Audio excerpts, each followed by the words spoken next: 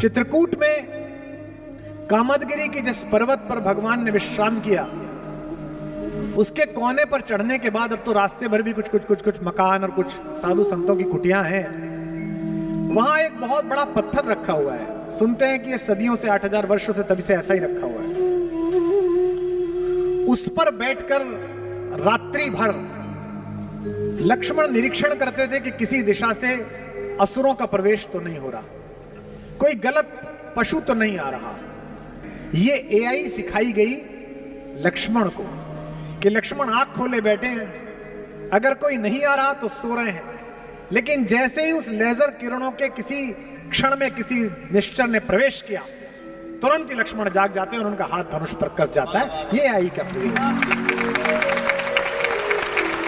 मैंने कहा कि खड़ी बोली में राम की कहानी सबसे पहले अग्रवाल समाज के ही एक कवि के यश में आई। मैथिली शरण गुप्त जी ने साकेत लिखी।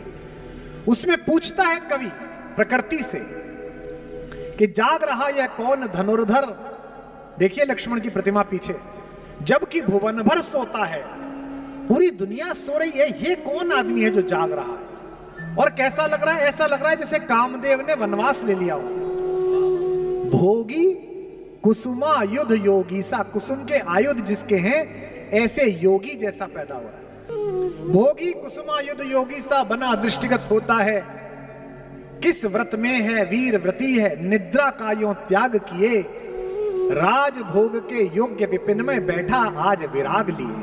कभी पूछता है कि ये तो महल में रहने लायक है, ये कामदेव जैसा सुंदर व्यक्ति वलकल पहने हुए और अपना तीर चलाए हुए, ये कौन जाग रहा है?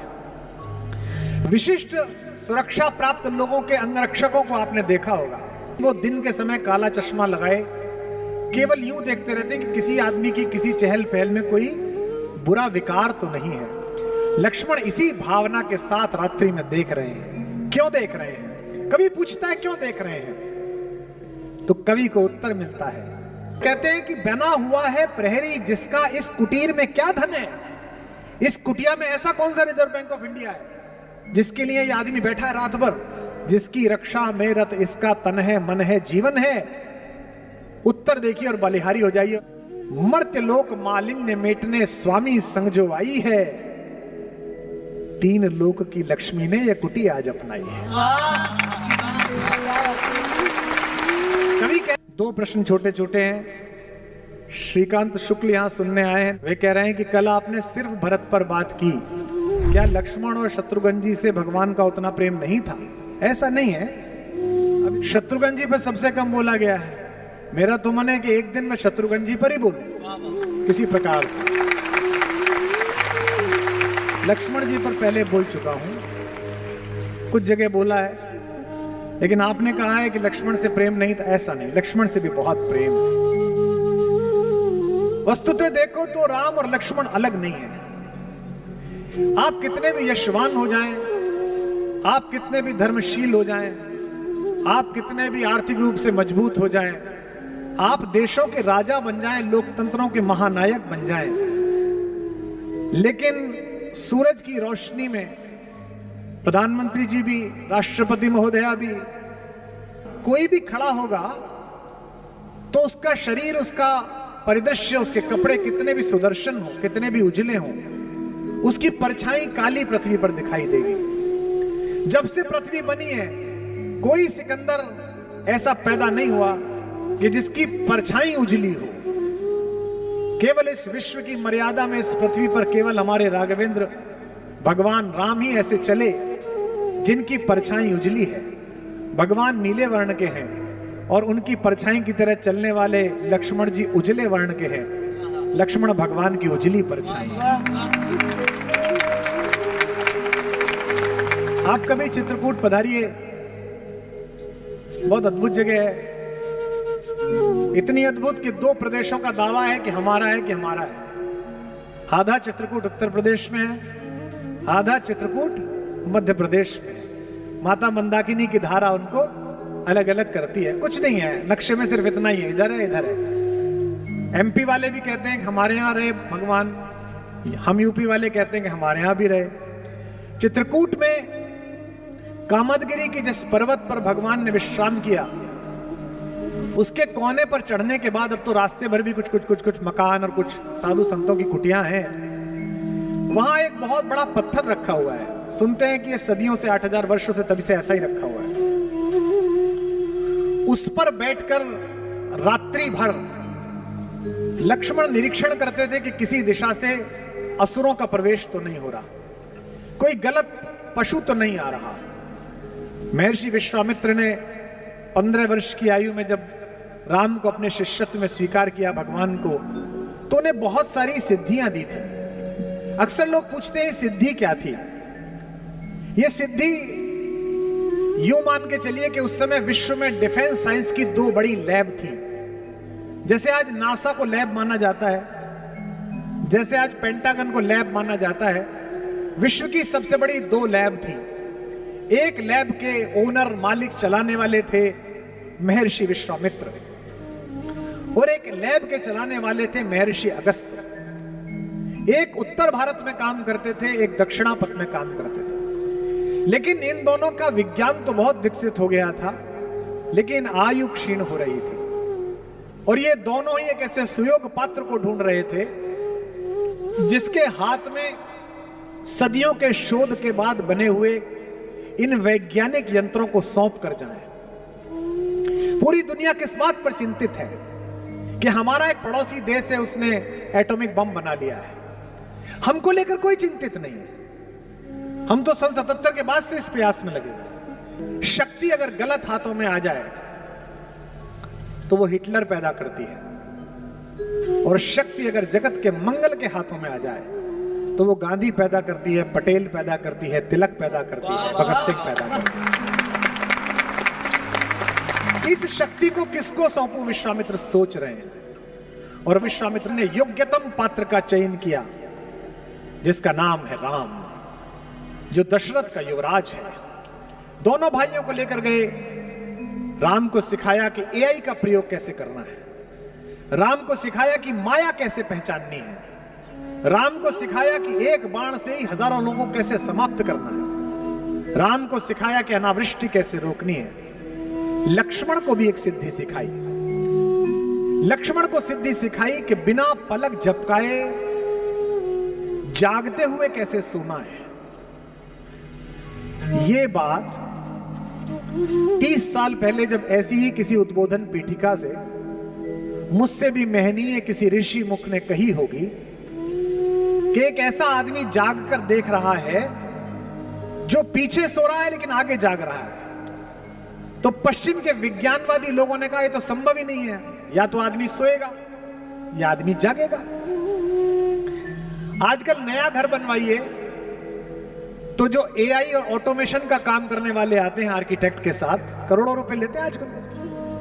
पर्दा खुल जाएगा, पर्दा बंद हो जाएगा, वो पीछे हल्का वाला पर्दा खुलेगा फिर बंद वाला खुलेगा। तो वो एआई वाले कहते हैं कि हम जो कैमरा गैलरी में लगा रहे हैं ये आपकी रिकॉर्डिंग की मेमोरी खराब नहीं करेगा। अगर कोई आहट नहीं है, कोई चला नहीं है तो रिकॉर्ड नहीं होगा, लेकिन अगर बंदर कूद जाए, आदमी कूद जाए तो तुरंत रिकॉर्ड हो जाएगा। ये एआई है, artificial intelligence of N equipment. ये एआई सिखाई गई लक्ष्मण को कि लक्ष्मण आंख खोले बैठे हैं, अगर कोई नहीं आ रहा तो सो रहे हैं, लेकिन जैसे ही उस लेजर किरणों के किसी क्षण में किसी निश्चर ने प्रवेश किया, तुरंत ही लक्ष्मण जाग जाते हैं और उनका हाथ धनुष पर कस जाता है। ये एआई का प्रयोग। मैंने कहा कि खड़ी बोली में राम की कहानी सबसे पहले अग्रवाल समाज के ही एक कवि के यश में आई। मैथिली शरण गुप्त जी ने साकेत लिखी। उसमें पूछता है कवि प्रकृति से कि जाग रहा यह कौन धनुर्धर। देखिए लक्ष्मण की प्रतिमा पीछे, जबकि भुवन भर सोता है, पूरी दुनिया सो रही है, ये कौन आदमी है जो जाग रहा है। और कैसा लग रहा है? ऐसा लग रहा है जैसे कामदेव ने वनवास ले लिया हो। भोगी कुसुमा युद्ध योगी सा, कुसुम के आयुध जिसके हैं ऐसे योगी जैसा पैदा हो रहा है। भोगी कुसुमा युद्ध योगी सा बना दृष्टिगत होता है, किस व्रत में है वीर व्रती है, निद्रा का यो त्याग किए, राजभोग के योग्य विपिन में बैठा आज विराग लिए। कवि पूछता है कि ये तो महल में रहने लायक है, ये कामदेव जैसा सुंदर व्यक्ति वलकल पहने हुए और अपना तीर चलाए हुए ये कौन जाग रहा है? विशिष्ट सुरक्षा प्राप्त लोगों के अंगरक्षकों को आपने देखा होगा, वो दिन के समय काला चश्मा लगाए केवल यूं देखते रहते हैं कि किसी आदमी की किसी चहल पहल में कोई बुरा विकार तो नहीं है। लक्ष्मण इसी भावना के साथ रात्रि में देख रहे हैं। क्यों देख रहे हैं? कवि पूछता है क्यों देख रहे हैं, तो कवि को उत्तर मिलता है। कहते हैं कि बना हुआ है प्रहरी जिसका इस कुटीर में क्या धन है। इस कुटिया में ऐसा कौन सा रिजर्व बैंक ऑफ इंडिया है जिसके लिए ये आदमी बैठा है रात भर, जिसकी रक्षा में रत इसका तन है, मन है, जीवन है। उत्तर देखिए और बलिहारी हो जाइए। मर्त्य लोक मालिन्य मेटने स्वामी संग जो आई है, तीन लोक की लक्ष्मी ने यह कुटी आज अपनाई है। कवि कहता है कि एक रिजर्व बैंक नहीं, पूरी पृथ्वी के किसी भी प्रकार के धन की जो मालकिन है वो इस कुटी में बैठी हुई है। वीर वंश की लाज यही है, फिर क्यों वीर न हो प्रहरी। विजन देश है, जंगल है, निशा शेष है, निशाचरी माया ठहरी। तो लक्ष्मण तो मेरे भाई, क्या आपका नाम है? श्रीकांत। लक्ष्मण तो राम की उजली परछाई है। पैदा होते से ही लक्ष्मण को पता चल गया कि मैं किस लिए पैदा हुआ। हमारे जीवन के चार हेतु हैं, धर्म, अर्थ, काम और मोक्ष। धर्म तो वो है जो हमें करना है। धर्मो धार्यति प्रजा, प्रजा जो धारण करती है वो धर्म है। रात्रि होने पे हम सोएंगे, ये शरीर का धर्म है। दिन भर का जो भोजन किया है उसका पाचक तत्व अलग निकाल दिया जाएगा और उसका अपाच्य सुबह ही सुबह हम त्याग देंगे, यह शरीर का धर्म है। लेकिन आत्मा का धर्म क्या है, उसका अर्थ क्या है, ये पहले दिन से लक्ष्मण को पता चला। मेरे बाबा कहते हैं गोस्वामी जी, 12 ही से निज हितपति जानी। बचपन से ही अपने हित के बारे में समझ लिया कि मेरा हित का पति कौन है, मेरा जीवन किसके चरणों में है। लक्ष्मण राम चरण रति मानी। कल आकुल की मैंने पंक्तियां सुनाई, उसी का एक पद सुनाता हूं। बचपन में चारों बच्चों को एक एक सोने के पालने में लिटाया और पहली बार सबको दिखाना था राज दरबार को कि कौन से 4 बच्चे दशरथ के यहां पैदा हुए हैं। एक हमारे वे बाल स्वरूप, वे रामलला, दूसरे में भरत जी लिटाए गए, तीसरे में लक्ष्मण लिटाए गए, चौथे में शत्रुघ्न लिटाए गए। सब बच्चों के पैरों में घुंघरू बंधे हुए थे, सब आमोद कर रहे थे, सब प्रसन्न थे, नहाए धोए अच्छे कपड़ों के। एक बच्चा रोए ही जा रहा है और वो चुप ही नहीं हो रहा। वो चुप कैसे हुआ और वो कौन बच्चा था, यही श्रीकांत भैया तुम्हारे प्रश्न का उत्तर है। कि पालने में लखन व राम जी लिटाए गए, पालने में लखन व राम जी लिटाए गए, लेटते ही करुणा सदन चुप हो गए, लेटते ही करुणा सदन चुप हो गए, लेटते ही करुणा सदन चुप हो गए। पालने में लखन व राम जी लिटाए गए, लेटते ही करुणा सदन चुप हो गए, लेटते ही करुणा सदन चुप हो गए, लेटते ही करुणा सदन चुप हो गए। किंतु लक्ष्मण कुछ ऐसा तेज रोए, किंतु लक्ष्मण कुछ ऐसा तेज रोए, जिन्हें रोता देख धरती गगन चुप हो गए, धरती गगन चुप हो गए, रोता देख धरती गगन चुप हो गए। राजवैद्य आए कोई रोग ना बता सके तो, राजवैद्य आए कोई रोग ना बता सके तो, ज्योतिषी भी करके यतन चुप हो गए, ज्योतिषी भी करके यतन चुप हो गए, ज्योतिषी भी करके यतन चुप हो गए। गुरु ने उठाया और लखन को राम के चरण में लिटाया तो लखन चुप हो गए,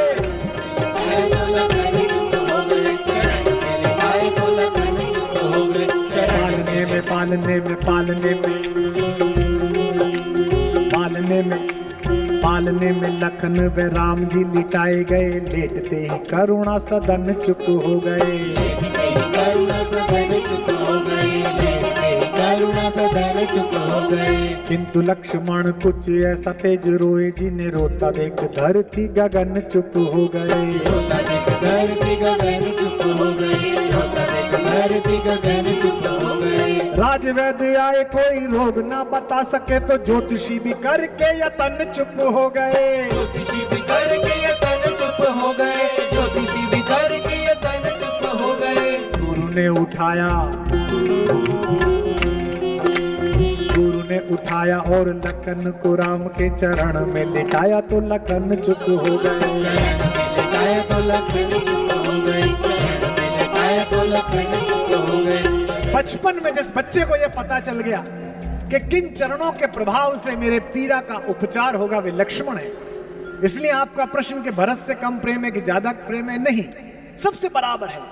और लक्ष्मण की मां मेरी मां सुमित्रा भी मेरी मां कौशल्या से कम नहीं है।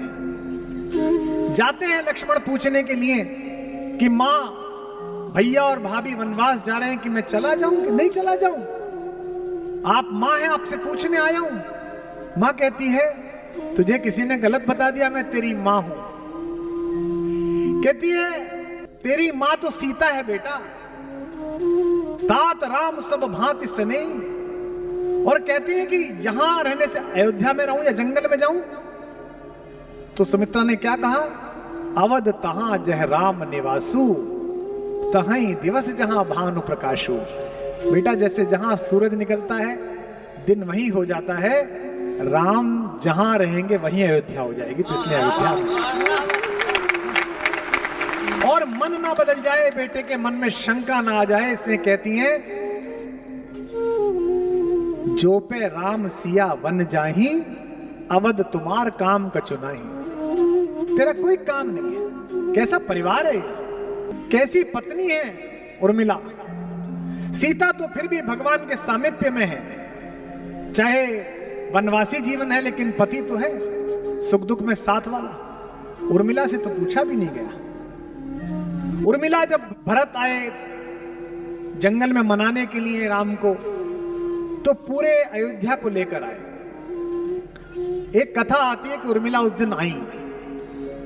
सीता उनकी बहन भी है, देवरानी होने के अतिरिक्त उनकी बहन भी है। वो सीता की कुटिया में बैठ गई। अब सब लोग बैठे हुए हैं, पुरुष तो अंदर जा नहीं रहे, तो लक्ष्मण से बात तो कर नहीं सकती। तो सीता बड़ी बहन होने के अतिरिक्त हम सबकी मां भी है, और जिनकी बड़ी बहनें उन्हें पता हो कि बड़ी बहनें अक्सर मां हो जाती हैं, छोटी बहनें इस तरह बात करती हैं उनसे। मां से भी जो बात नहीं करती छोटी बहन, वो बड़ी बहन से बात कर लेती है। सीता मनोभाव समझ गई कि मैं तो अपने पति के साथ रहती हूं, उसने तो देखा ही नहीं है। तो उन्होंने लक्ष्मण से कहा कि लल्ला, मेरी झोपड़ी में, कुटिया में फूलों की डलियां रखी है, उसे उठा लाओ, तुम्हारे भैया की शाम की संध्या के लिए माला बना दूंगी। लक्ष्मण ने कहा जो आज्ञा भाभी।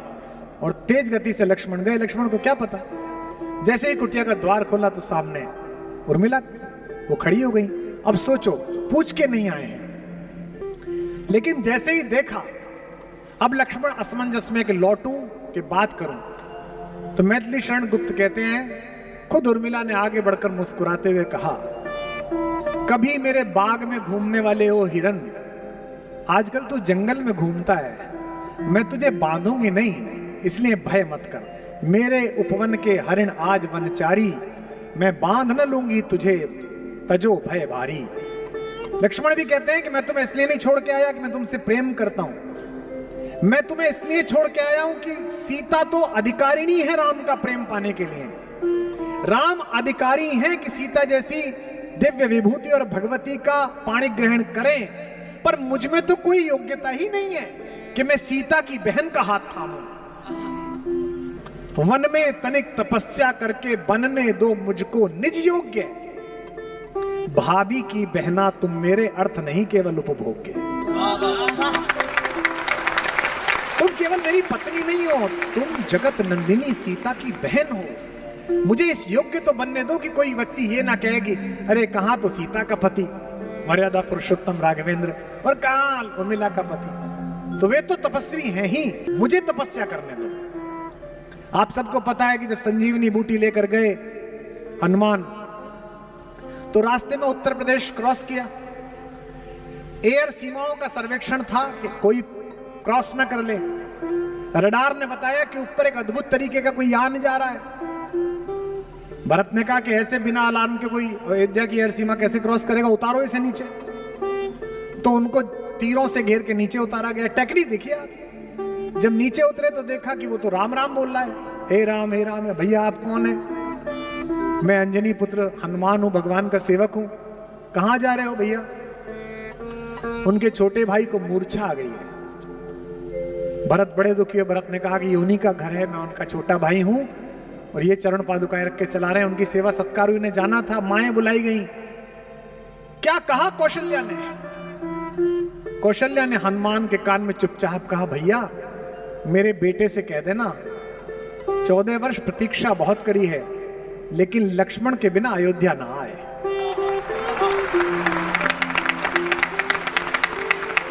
रोती हुई कौशल्या अपने आंगन की तरफ चली। पीछे खड़ी हुई सुमित्रा आई। सुमित्रा ने कहा, भैया मुझे पता नहीं दीदी ने तुमसे क्या कहा है, राम से कह देना सीता को वापस लेके आए। लक्ष्मण ना भी रहा तो मेरे पास अभी एक लाल और है, उसे साथ लड़ने के लिए भेज दूंगी। ये घर है। हनुमान की विदाई की तैयारी हो रही है, सब दुखी चिंतित हैं और उर्मिला प्रसन्न है, चहक रही है। हनुमान भैया दूध पी लीजिए, हनुमान भैया ले। हनुमान ने अकेला एकांत पाकर चरण पकड़ लिए कि माता आपका पति मृत्युशैया पर है, मूर्छित है, और आप मुझे दूध पिला रही हैं, आपको तो कहना चाहिए जल्दी जा जल्दी जा। तो उर्मिला हंसने लगी कि भैया तुमसे किसने कहा कि मेरा पति मृत्युशैया पर है? हनुमान ने कहा मैं देख के आया हूं। उर्मिला ने कहा कि आप गलत फहमी में, यदि विश्वास ना हो तो 5-7 दिन रुक जाओ, मेरे पति को कुछ नहीं होगा। क्योंकि जम्हाई में भी रात को सोते समय जिस राम का नाम लेने से सुबह आदमी जिंदा उठता है, उसकी गोदी में यमराज छोड़ो महाकाल लेके नहीं जा सकता मेरे पति को।